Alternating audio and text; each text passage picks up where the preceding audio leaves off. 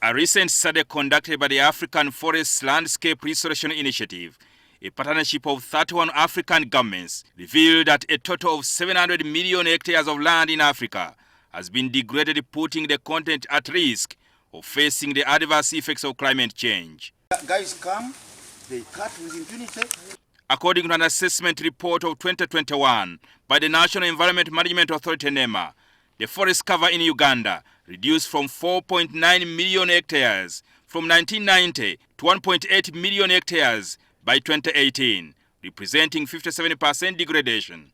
Wetlands have also not been spared.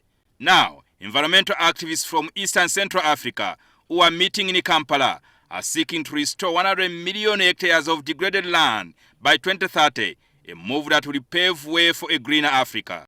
Under the Global Evergreening Alliance, Climate Asset Management, and the African Forest Landscape Restoration Initiative, AFRI-100, have mobilized over $150 million, approximately 560 billion Uganda shillings, to embark on the restoration program in Uganda, Kenya, Tanzania, Malawi, Zambia, and Ethiopia. The $150 million that I was referring to, that's the initial investment of climate asset management into this program.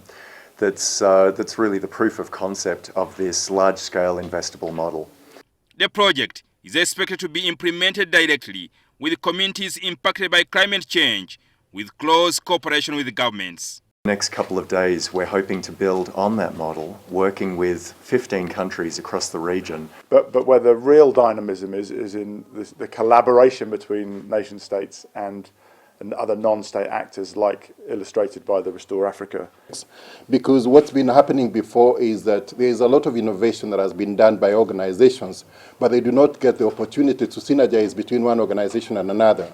So we're bringing countries together in terms of consortiums. In Uganda, they are led by Catholic Relief Services.